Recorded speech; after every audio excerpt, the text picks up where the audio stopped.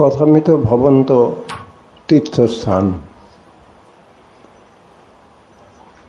এখানে কে ঠাকুরের শিষ্যদের মধ্যে কে আসেননি?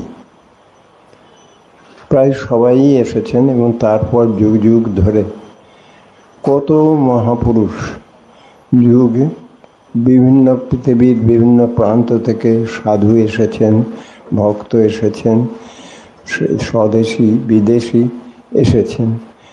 কথামৃতকার মাস্টারমশাই যতদিন শরীরে ছিলেন তাকে কেউ কেউ দর্শন করতে, তাকে দেখতে, তার মাধ্যমে জীবনে ইন্সপিরেশন পাওয়ার জন্য এসেছে। তারপরে এটি সুতরাং সবারই কাছেই এটি তীর্থস্থান ছিল, আছে।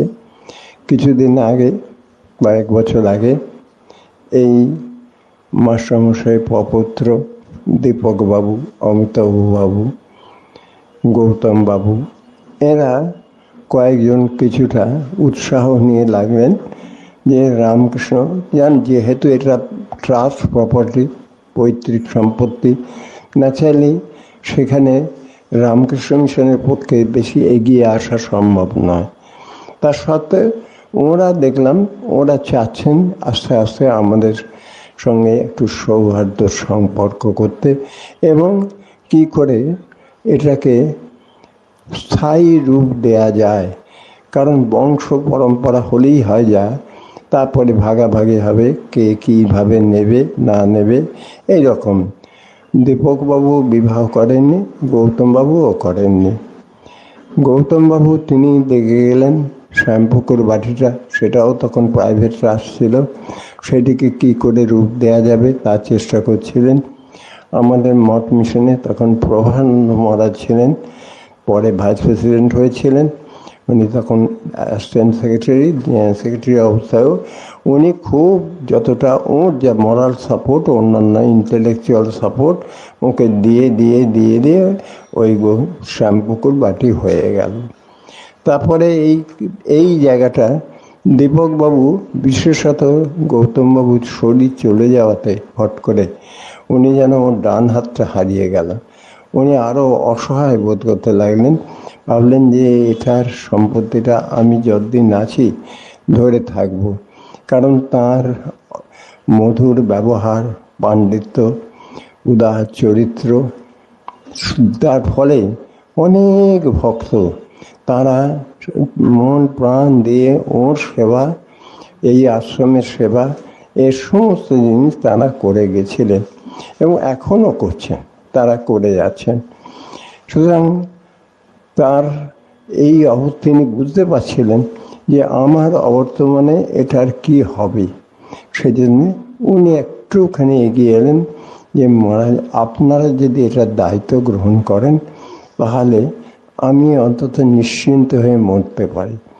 তখন আমরা বললাম আপনাদের তো পার্সোনাল প্রপার্টি, ওটা বলে আমি সেটা দেখি আমার এদের সঙ্গে কথাবার্তা বলবো বলে রাজি করিয়ে ওটি ব্যবস্থা করলেন এবং ওটি হয়েও গেছে। সে হয়ে গেছে বলেই আজকে সব থেকে খুশি দীপকবাবুই, কারণ তার স্বপ্ন ছিল এই অংশটা যদি পাওয়া যায় এবং তাহলে এখানে, কারণ যখনই রামকৃষ্ণ মঠ মিশন সেটা অধিগ্রহণ করেছেন সাধুদের আনাগোনা বেড়ে গেছে, সবাই আসে থাকে, বিভিন্ন কাজকর্ম হচ্ছে এবং ভক্ত সংখ্যাও বেড়েছে। স্থান সংকুলন, জায়গার অভাব, সব জিনিসই কি করে কি করা যায় সেই হিসাবে এই স্থানটার জন্যে কথা উনি খুব চেষ্টা করেন শেষ দিন পর্যন্ত প্র্যাকটিক্যালি, এবং ওর জন্যে কত কি টাকাও সংগ্রহ করেছেন। এবং যারা ওর সঙ্গে ছিলেন তারা আপনার শুনলে আশ্চর্য হয়ে যাবেন কত টাকা বেলুড় মঠে যখনই কিছু উনি একে ওকে ধরে মরে যে যা টাকা দিয়েছে সব টাকা যদি সংগ্রহ করে নিয়ে গিয়ে বেলুড় মঠে জমা দিতেন। এইরকম করে করে প্রায় বোধহয় 1.5 কোটি 2 কোটি টাকার মতন উনি সংগ্রহ করে বেলুড় মঠে রেখেছিলেন, বললেন যাতে এই আশ্রমটা ঠিক মতো চলে এবং এক্সপ্যানশন হয়। এইসব টাকা দিয়েছে কে? তিনি তার যা মাইনে পেতেন নিজের খরচা বাঁচিয়ে যেটুকু সেটুকু, প্লাস এই যারা সব আসত তারাও যে যার যেভাবে পেরেছে যে এটাকে কি করে দেয়া যায়, শেষমেশ এটি হয়েছে। এটি যখন হয়ে গেল, আমি যখন ভাইস প্রেসিডেন্ট হলাম, বেলুড় মঠ আমাকে দীক্ষা দেবার অনুমতি দিলেন। তখন শুরু করেছি। এক সময় একবার সুকুমার মা যেখানে ডাকলেন, আমি যখন দর্শন করতে এলাম, এসে মায়ের ওই ঘর দেখে আমার তখন মনে হলো যে এখানে দীক্ষা দিতে হবে, একবার দীক্ষা দিতে হবে। আমি সঙ্গে সঙ্গে বললাম যে দেখো সুকুমা, তুমি যদি ব্যবস্থা করো, আমি আমার এখানে দীক্ষা দেবার ইচ্ছা হচ্ছে। শুনে তখন এসব তো জায়গা নেই, সদ্য ওই বোধহয় ঘরটা, বুক স্টলটুকু শুধু ওই একটু জায়গা ছিল, ওইখানেই দীক্ষা দিলাম, ওইখানেই দীক্ষা হলো। তা সুতরাং বুঝতেই পারছে যে কী অবস্থার মধ্যে তখন হয়েছে, কিন্তু আমি দিলাম। এবং কিন্তু দীক্ষা দেওয়ার সময় মায়ের ঘর দর্শন করে এসে আমি দীপকবাবুকে বললাম আমি অনুমতি চাচ্ছি, কারণ এখানে মাস্টারমশাইয়ের স্থান। সুতরাং মাস্টারমশাইয়ের জায়গায় আমি মন্ত্র দীক্ষা দেবো, এটা আমি আপনার অনুমতি চাচ্ছি। এই জন্যে আমি মনে করছি আমি মাস্টারমশাইয়ের কাছ থেকে অনুমতি চাচ্ছি, সুতরাং আমি সেই হিসাবে অনুমতি দিন। উনি এত স্বাভাবিকভাবেই উঠে আমাকে প্রণাম করলেন। কিন্তু আমার ভাব হলো এটাই। এবং এখন যখনই এই দীপকবাবুর ছবিখানা দেখতে পাই এখানে কাছে, তখন মনে পড়ে যায় যেন সেই তিনি ওইখানে ওইরকমভাবেই বসে থাকতেন। আর যখনই আসলাম এলেই উনি ওইরকমখানটায় উঠে দাঁড়িয়ে প্রণামটা করে তারপরে আমি জোর করে ওকে না বসালে উনি বসতেন না। তো সুতরাং দীপকবাবুর এই ছবিটা দেখলে তখন আজকে এই দীপকবাবুর এই গুণের কথা মনে পড়ছে। ছবিটা দেখলেই গুণের কথা মনে পড়ে। আমরা যখনই কোনো ছবি দেখি তখন ছবিটার পেছনে ছবি থাকে না, ওর পেছনটার গুণটা থাকে। আজকে এই কাগজের যে পিকচারটা, ওটাকে দীপকবাবু বলে পার্সন নয়। এরম তো কত লোকের, আমার তোমার সবারই তো, আমাদের তো ফটো রয়েছে, ছবি আছে, কিন্তু কেউই তাদের এরকম সম্মান করে রাখে না। কিন্তু কয়েকজন থাকে তাদের রাখে। যেমন ধরো আমরা রামের, কৃষ্ণের, দুর্গা, কালী, শিব। দুর্গা, কালী, শিব কী ছিলেন না ছিলেন আমরা কেউই জানি না, দেখিনি তাদের কেউই, কারণ হিস্টোরিক্যাল পার্সন কি নাও তাও জানা নেই। কিন্তু যুগ যুগ ধরে সাধক, কবি, ভক্ত, তাদের কল্পনার দ্বারা তাদের একটা মানে পার্সোনালিটি তৈরি হয়ে গেছে। আমরা সবাই যখনই কেউ যে যা যতটা কম্প্রিহেন্ড করতে পারি সেই মতন ভাবি, ইনি এরকমটা, মা কালী এরকম হবেন, দুর্গা এরকম হবেন, শিব এরকম হবেন, এইরকম একটা মোটামুটি আমরা ধরে নিই এবং সেই মতো ভাবিয়ে আমরা চিন্তা করি। রামেরও তাই। রামেরও ছবিতে কোনো ফটো তো ছিল না। রামের কিন্তু কল্পনার দ্বারা সাধকদের মানসচক্ষে কখনো বা কোনো সাধকের জীবনে তারা প্রতিভাত হয়েছেন, পরিস্ফুট হয়েছেন।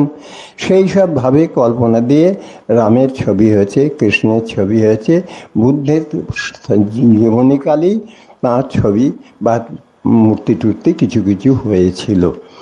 আর চৈতন্যদেবের সময়ও দুটি অন্তত হয়েছিল, একটি বিষ্ণুপ্রিয়া আর আরেকটি সম্ভবত কে বানিয়েছিলেন, ওই যেটা আমাদের মহারাজ নন্দকুমারের বাসায় ছিল। এই দুটি ছবি সঙ্গপঙ্গ সঙ্গে চৈতন্যদেবের, এইরকম দুটি ছবি আছে। এই দুটি ছবির পরে আর ছবি নেই, আর বাকি কল্পনা আমাদের।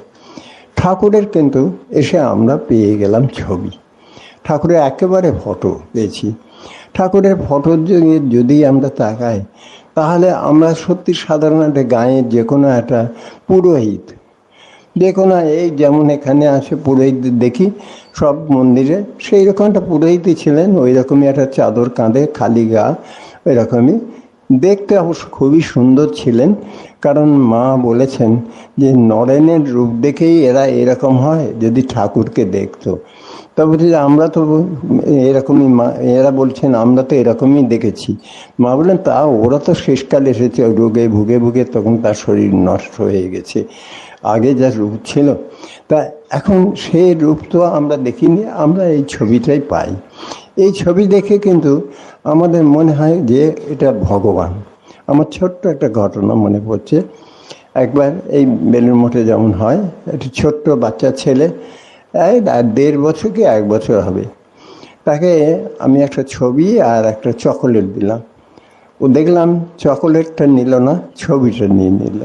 ছবিটা নিয়ে এমনি করে সঙ্গে সঙ্গে মাথায় ঠেকাচ্ছে, মানে আর কিচ্ছু মানে প্রশ্ন না, তাকালো না, এমনি মাথায় থেকে। অর্থাৎ এই ছবিটা যে ভগবানের ছবি, ও সংস্কারের মধ্যে এসে গেছে, ও শিশুর সংস্কার এসছে। কারণ 1 বছরের শিশু, তার এই বোঝেন, সে তাকেও দেখলো না কিসের ছবি, যেই একটু দেখেছে ঠাকুর অমনি বাস মাথায় ঠেকিয়ে দিল। এই যে ঠাকুরের এই রূপের মধ্যে, এই ছবির ভেতরেই তিনি ভগবান এসে গেছেন। জন্ম কর্ম চমি দিব্যং যো মাং ব্যক্তি তত্ত্বত, বললো আমার জন্ম আমার কর্ম যে দিব্য, এটি যে জানতে পারে সে আমাকে কাছে প্রাপ্ত হয়। অবতার যখনই আসেন তখন তিনি অনেকটা, যখন মা আর বাচ্চা তার সঙ্গে যেরকম রিলেশন হয় ঠিক সেরকম। 1 মাসের বাচ্চার সঙ্গে ততটা করা যায় না, কিন্তু 2-3 মাস হলে মা তার সঙ্গে, বাবা তার সঙ্গে কমিউনিকেট করার চেষ্টা করেন। ও কিরম করে তাকাচ্ছে, কি করলে বুঝতে পারবে, সেই রকমভাবে হাসছেন, তাকাচ্ছেন, কথা বলছেন, তুলি দিচ্ছেন, গাল টিপছেন, এই চোখ বড় করছেন, এইসব করে করে ওর সঙ্গে খেলা করেন। খেলা করে করে করে ওর লেভেলে, ও যাতে বুঝতে পারে সেই রকম লেভেলে যাওয়ার চেষ্টা করেন। ঠিক যেন অবতারও তাই করেন। অবতারও ঠিক ওই রকম এই আমাদের মতন অনপড় যারা কেউ কিছুই ভগবানকে ডাকবো না, বলতে বুঝতে পারবো না, তারা যে লেভেলে, সেই লেভেলে নেওয়ার চেষ্টা করেন। নেমে তাদের সঙ্গে ব্যবহার করতে করতে করতে করতে আস্তে আস্তে তাদের ভেতরে নিজের ভাবটাকে ঢোকান। তারা যেন তাকে নিজের লোক মনে করে, আপনার লোক মনে করে। ঠাকুর বরাবরই দেখা গেছে প্রথমে একবার সেই কুটি ঘরের ছাদে উঠে চিৎকার করেছেন, তোরা কে কোথায় আছিস আয় বলে। তারপর যখন আসতে আরম্ভ করলো, তখন কিন্তু একটি কথা ঠাকুর সবসময় বলতেন, মানে আবার এসো, আবার এসো। এই আবার এসোটি, এটি হলো একটি অপূর্ব শব্দ। মাস্টারমশাই এই আবার এসো, এই শব্দটি ঠাকুরের ওপরে একটি সুন্দর কবিতা লিখেছেন। সেই কবিতাটি অপূর্ব। সেখানে এই আবার এসোর মানে কি, তা মাস্টারমশাই যখন প্রথম দিন ঠাকুরকে দেখেছেন, সে তো একটা পুরোহিত, তখন তো ঠাকুর বিখ্যাতও নন, স্বামীজিও আমেরিকা যাননি, তখন নরেন মাত্র একটু 19 বছরের ছোকরা আসে, ঠাকুরের একটু পেয়ারে ছোকরা, সোজা কথা, এইরকম একটু, এছাড়া আর কিছুই নয়। সেই ছোকরা মাস্টারমশাই এসেছেন। তিনি, আমরা জানি তিনি ফার্স্ট্রেটেড, খানিকটা মানসিক বিপর্যস্ত ছিলেন। তাকে একটু রিক্রিয়েশন দেবার জন্যে এ বাগান সে বাগান ঘোরাতে ঘোরাতে ওখানে এসেছেন। এসে যখনই ঠাকুরকে দেখলেন, ঠাকুর কিছু কথা বলছেন, মাস্টারমশাই কী রিয়াকশন হলো, পুরোহিতটাকে দেখে তিনি বললেন যে যেন সাক্ষাৎ সুখদেব কথা বলছেন, বুঝছেন তো, যেন এটা শ্রীবাসের অঙ্গিনা হয়ে গেছে। এই যে মাস্টারমশাইয়ের যে এই অ্যাকসেপ্টেন্সটা, এই রিয়েলাইজেশনটা, এইটাতেই বোঝা যায় মাস্টারমশাই কতটা উচ্চ স্তরের লোক ছিলেন, কতটা মানসিক দিক থেকে তার আধ্যাত্মিক শক্তি কতখানি জাগ্রত ছিল। ঠাকুর তো দেখেছেন তিনি নিত্যজীব, কারণ তাকে চৈতন্যদেবের দলের মধ্যে ছিলেন। এবার কামারপুকুরে দেখলাম একজন আর্টিস্ট একটা ছবি এঁকেছেন, সেখানে ওই সংকীর্তন দলের চৈতন্যদেব রয়েছেন, তা সে তার মধ্যে দেখলাম ওখানে তিনি 2-3টে ছবি জুড়ে দিয়েছেন, ওখানে দিয়েছেন মাস্টারমশাইকে দিয়েছেন, বলরামবাবু ওইগুলো এঁকে এঁকোর মধ্যে ঢুকিয়ে দিয়েছেন, যেমন ঠাকুরের যেন এইরকম জিনিসটা দর্শনটা হয়েছিল। সুতরাং স্বামীজি তো এই মাস্টারমশাই তো নিত্যজীব, তিনি বারবার আসবেন। বৃন্দাবন দাস যে রচনা করেছেন সে তিনি এখানে এসেছেন। আমরা পড়েছিলাম যে মাস্টারমশাই ঠাকুরের কাছে যখন আসছেন তার আগে তিনি ক্লাস 8 থেকে ডায়েরি লেখার অভ্যাস করেছিলেন। বলেন অ্যাপ্রেন্টিসে ছিলাম আমি, এই থেকে তার স্বভাব ছিল ওরকম ধরনের একটা ডায়েরি লেখা। সেই ডায়েরি লেখাটাই কালে এই রূপ ধারণ করলো, কথামৃতের রূপ ধারণ করেছে। সেটি তিনি যদি ওই অভ্যাসটি সংস্কারটা না থাকতো তিনি এই কথাগুলো লিখতেন না, আমরা ঠাকুরের এই জীবনী পেতাম না। সব জিনিস শুধু তো নয়, ক্লাডিওস্কোপিক একেবারে ছবি যেন সিনেমা দেখাচ্ছেন মাস্টারমশাই, সব সিনেমা দেখানোর মতন প্রত্যেকটি পুঙ্খানুপুঙ্খ ঘটনা, যে ঘটনাটা যেখানে শেষ শুরু করা যেখানে শেষ করা। এবং তিনি স্বামীজি বললেন ইউ আর এন্টায়ারলি হিডেন, বললেন যে বাস্তবিকই তিনি ঠাকুরকেই দেখাবার ছবি, যেমন এই নিয়ে সব আলো দিয়ে ফোকাস করে, ঠিক ওই রকমই যেখানে ঠাকুর নেই সেখানে লাইট অফ, আবার হলে ঠাকুর যেখানে আছে সেখানে লাইট অন। ঠিক এইভাবে মাস্টারমশাই লিখে দিয়ে গেছেন। সুতরাং বোঝাই যাচ্ছে যে এ একটা নতুন যুগ। ঠাকুর, মা, স্বামীজি, মা এখানে থেকেছেন, পুজো করেছেন, কতদিন মাস্টারমশাইয়ের সেবা গ্রহণ করেছেন। সুতরাং এইসব জায়গা তো পুণ্যস্থান। আপনারা যারা এখানে এই আশ্রমের সঙ্গে যুক্ত হতে পেরেছেন ভাগ্যবান, ভাগ্যবতী। কারণ ঠাকুর, মা, স্বামীজি একটা নতুন যুগ, নতুন বেদ, নতুন ধর্ম, সব কিছু নতুন। এটা সেই পুরনো old wine in the new bottle. এখন সেই ভাবটা একই আছে, ত্যাগ বৈরাগ্যই আছে, কিন্তু বর্তমান স্ট্রাকচারে ঠাকুর সেইটিকে দিয়েছেন যে বলছেন, যেমন বলছেন যে ভক্তের জাত নেই। এখন এখানে কোনো দেখুন ব্রাহ্মণ, ক্ষত্রিয়, হেনা তানা, বৈশ্য, শূদ্র কিছু নেই। যেও আসে সেই বসে সেই খায়, সবাই একই সঙ্গে খণ্ডন গাইল, প্রণাম করলো, চলে গেল। উঁচু নিচু কিছু নেই আমাদের। এই যে একটা জিনিস ঠাকুর নিজে করেছেন, মা করেছেন, স্বামীজি করেছেন, তারা করে একটা নতুন কালচার করেছেন। এইটা আর্নল্ড টয়েনবি বলেছেন ক্রিয়েটিভ মাইনরিটি। ক্রিয়েটিভ মাইনরিটি হলো যে এরা মাইনরিটি গ্রুপ কিন্তু ক্রিয়েটিভ। আমরা ঠাকুরের শিষ্য যারা, তারা সংখ্যায় খুব কম। হুজুগের লোক তো হতে পারে না, কারণ কামিনী কাঞ্চন ত্যাগ করলে যারা ত্যাগ করেছে সেই ধরনের ভাব যাদের আদর্শ, তারা এখানে আসতে পারবে। ঠাকুরকে ধরলে মামলাও দিতে যায় না, চাকরিও পাওয়া যায় না, ছেলে মেয়ের বিয়েও হয় না, ছেলের বিয়েও হয় না, ছেলে চাকরিও হয় না, রোগও সারে না। ঠাকুর কিছুই পারেন না, কিন্তু তবু ঠাকুরের কাছে আসে। কেন আসে? তাদের চাই একটা সহজ সরল স্বাভাবিক জীবন। এই সহজ সরল স্বাভাবিক জীবন মার জীবনেও তাই।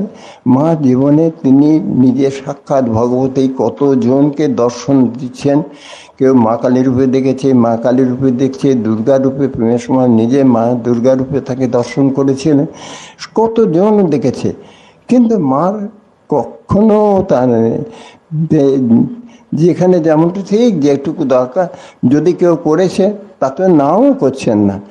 যেমন ঠাকুর, প্রথমে একটা ঘটনা যে মা কামারপুকুরে ঠাকুর আছেন, মা রাত্রিবেলায় গিয়েছেন, যেমন রাত্রিবেলা শুতে ঘরে গিয়েছেন, তখন দেখছেন ঠাকুর নেই সেখানে। সেই জায়গাতে ঠাকুরের একটা জ্যোতিস্তম্ভ রয়েছে শুধু। তা মা ভাবছেন, খোকা মা যে বর্ণনা আছে, খোকা মাকে বলেছিলেন মা জ্যোতিস্তম্ভ। তখন ভাবলেন যে তাহলে ঠাকুর কোথায় গেলেন। খানিকটা পরে দেখলেন সে জ্যোতি থেকে ঠাকুর বেরিয়ে এলেন। বেরিয়ে এসে কী করলেন, মাকে প্রণাম করলেন। মাকে প্রণাম করলেন, পরে বলছেন, ও তুমি এখানে এলে, আমি তো ওখানে তোমাকে দেখছিলাম, তুমি ওখানে দেবী হয়ে বসে আছো, তুমি এখানে এসে গেছো। যখন মাকে এ কথা বললেন, মা কিন্তু আপত্তিও করলেন না, কি করছো, আমাকে কেন প্রণাম করছো, সেটা নাও করলেন না, সংকোচ বোধ করলেন না, কিছু না, কারণ তিনি তো দেবী সাক্ষাৎ। সুতরাং তাঁর এই সত্তাতেও জানি, কিন্তু আবার তিনি চায়নও না, চানও না। কিন্তু যেখানে বলি যখন সরস্বতী পূজাটি করলেন, তখন তিনি কোনো না করছেন না। তখন জিজ্ঞেস করলেন যে মা, তখন তুমি কি করে, তোমাকে কাপড় পরিয়ে দিলেন, কি করে পায়ে আলতা নিলেন ঠাকুর? তখন আমি ছিলাম না। তখন কি ছিলেন? তখন ছিলেন তুই সত্যি দেবী হয়েছিলেন। এই যে মার, আবার পরক্ষণে যখন হয়ে গেল সঙ্গে সঙ্গে ভুলে গেলেছেন, আবার যেন সে বৌমাটি যেমনটি ধরে সেটি হয়ে গেলেন। এই যে দুটি অবস্থার মধ্যে মার অবস্থান, ঠাকুরের অহরহ উঠছেন, নামছেন, আর এদের সঙ্গে করছেন, স্বামীজি তো কথাই নেই। এই সব মিলিয়ে এরা এত কাণ্ড করলেন কেন না? আমাদের জন্যে। আমরা একটা নতুন আদর্শ পাবো, এই বললাম ক্রিয়েটিভ মাইনরিটি আমরা তৈরি করব। আমাদের সাধন ভজন হিসেবে ঠাকুর এবার একটা অতি সহজ করেছেন।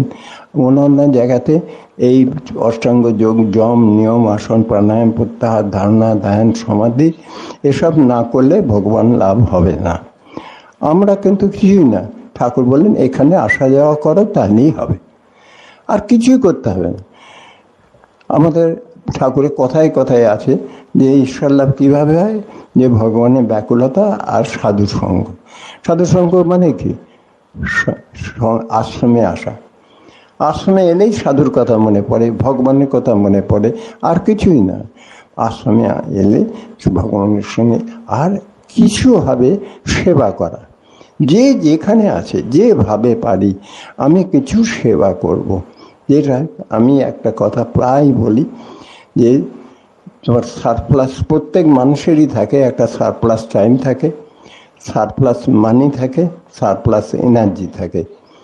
যদি তুমি সারপ্লাস টাইম, সারপ্লাস এনার্জি এবং সারপ্লাস মানি তুমি যদি ঠিকভাবে ব্যবহার না করো, সৎভাবে না ব্যবহার করো, তোমাকে ভগবান অসৎভাবে ব্যবহার করিয়ে ছাড়বে। সুতরাং তুমি জেনে শুনে বুদ্ধিমান বুদ্ধিমতীর মতন, আমার যেটুকু সারপ্লাস টাইম আছে আমি এইভাবে কাটাবো, আমার এই সারপ্লাস এনার্জি আমি এইভাবে খরচা করব, আমার সারপ্লাস মানি আমি এইভাবে খরচা করব। যদি না করো, তোমাকে ঠিক খরচা হয় মামলা দিয়ে, নয় অসুখ দিয়ে, নয় কিছু দিয়ে তোমার পয়সা খরচা করে দেবে, তোমার এনার্জিটাকে নষ্ট করে দেবে, বুদ্ধিটা অন্য খারাপ দিকে নিয়ে যাবে। সুতরাং আমাদের এই যে ঠাকুর শক্তি সব আশ্রম ফাশ্রম যেগুলি সব করেছেন, সব এর মাধ্যমে আমরা আমাদের জীবনটাকে সুন্দরভাবে কাটাবার সাধন মার্গ হিসেবে গ্রহণ করতে পারি। আরেকটি কথা বলি, শেষ করি। আমাদের ফিউচার জেনারেশনস, তাদের দিকে বর্তমান বিশ্বটা আমাদের যারা ভক্ত তাদের বড় দায়িত্ব, নৈতিক দায়িত্ব।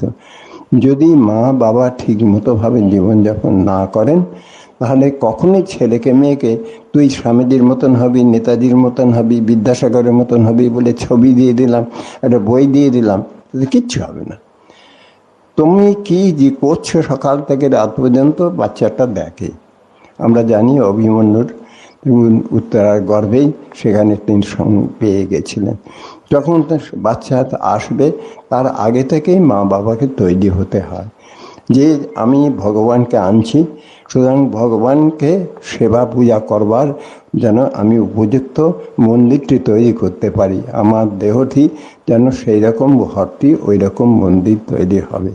সে যখনই এলো তখন থেকেই তাকে ভাবতে হবে এই ভগবানের সেবা পূজা আমরা করছি। সুতরাং এইভাবে যদি না থাকে তাহলে সংস্কার তৈরি হয় না। একটা ছোট ঘটনা মনে পড়ছে, এটি ডিব্রুগড় না কোথায়, ডিব্রুগড়ে একবারে ক্লাস 6 বছরের বাচ্চা লাইন করে প্রণাম করছে। তা সে দেখি আমার কানের কাছে এখানে এলো, এসে বলছে মন্ত্র দীক্ষা নেবো, মন্ত্র বলছে। 6 বছর পট করে তত করে বলছে। আমি তা ওর মার দিকে তাকালাম, তো মা বলছে মহারাজ আমি ওকে শিখিয়ে দিইনি, ও নিজে থেকে বলেছে। তুমি তারপরে বললো, আমি বললাম যে ও কি বলতে চাই না, আমি প্রথম ওকে লজেন্স দিলাম। তো ও লজেন্সটা নিল, নিয়ে বললো না না আমি মন্ত্র নেবো। তখন আমি ওর মার দিকে তাকাতে মা বললাম, ওই আমি অনেক গীতা মুখস্থ করি, ও অনেক গীতা মুখস্থ আছে। আমি বললাম তাই নাকি? বলে তুই একটা শ্লোক বলতে পারি? সে খুঁটিয়ে খুঁটিয়ে একটা শ্লোক বলে দিল। যখন বললো আমি দেখি টায়ার্ড হয়ে গেছে, আমি বললাম তোর হবে দীক্ষা। পরের দিন আমি ওকে মন্ত্র দীক্ষা দিলাম। দেখলাম ঠিক স্থির হয়ে বসে রইল অতক্ষণ ওইটুকু শিশু। এবং পরে যখন মন্ত্র জিজ্ঞেস করলাম সুন্দর বলল একেবারে। মাঝে মাঝে ফোন করে আমি ওর মাকে জিজ্ঞাসা করতাম যে ও ঠিক আছে কিনা, ঠিক আছে কিনা। মা দায়িত্ব নিয়েছিল। এই জন্য আরেকটি মনে পড়ছে ঘটনা, সেটি এই কিছুদিন আগেই মঠেই আছে, এই বছর দেড়েক বোধহয় হবে বয়স। মা বললো যে প্রণাম করো। ও বাচ্চা তো আর কে, ও চিতে শুয়ে পড়লো, চিতে শুয়ে পড়লো সারি করে। তো মা ওটাকে ধরে উল্টে দিল। উল্টে দিলে তাও যেই উল্টে দিল পট করে উঠে পড়লো। উঠে পড়ে দেখছি গিয়ে আসন করে বসে পড়লো। বসে পড়ে বলছে আমি এখন ধ্যান করব। তার মানে বাড়িতে দেখছি মা বাবা এরকম বসে বসে ধ্যান করে। তাই সেই ওটি দেখে দেখে ও তার নিজে থেকে যে ওটি নিয়ে আসেনি, কিন্তু মা বাবার সংস্কারটি ওর ভেতরে যাচ্ছে। এই সেদিন বললো একটি ছেলে, সেই 5-6 বছরের ছেলে হবে, 5 বছর কি 6 বছর হয়নি। তা সে দেখছি আমাকে প্রণাম করলো, প্রণাম করে বলছে, ওর মা বললো মহারাজ ও গীতার শ্লোক জানে, বলবে? তখন আমি বললাম 5 বছরের ছেলে কি বলবে? বলে বল। তারপর দেখি কুটকুট কুটকুট কুটকুট করে অনেক কটা শ্লোক বলে দিল। তারপর শুনলাম চণ্ডীও জানে, চণ্ডীও বলতে আরম্ভ করলো। তারপরে বুঝছে প্রায় একটা পুরো স্তব মুখস্থ হয়ে গেছে। আমি স্তব্ধ হয়ে গেলাম। তারপরে আর দ্বিতীয় দিন আবার এসেছে, তখন আমাকে ওর মা বলছে মহারাজ ও বলছে ওকে কি মন্ত্র দীক্ষা দেবেন? আমি তো 5 বছরের, তাই কি বুঝবে, সে তো দায়িত্ব তার নেই। আমি বললাম দেখো তুমি যদি ওর দায়িত্ব নাও আমি তাহলে নাও, দায়িত্ব তোমার, কারণ ওর কোনো এই বয়সে কোনো দায়িত্ব নেবার বয়স নয়। নিলাম ভুলে গেল, এও হতে পারে, যে কোনো জিনিসই হতে পারে। তা সুতরাং দায়িত্বটা তোমাকে নিতে হবে, তুমি যদি নাও আমি দেব।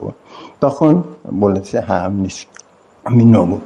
এর থেকে আর একটি ঘটনা বরং মনে পড়ছে, সেটি হলো একজন দুজনাই বেশ ভালো অফিসার, তারা এসে বললেন যে আমরা দীক্ষা নিতে চাই, কিন্তু আমরা অলরেডি অন্য জায়গায় ইনিশিয়েটেড।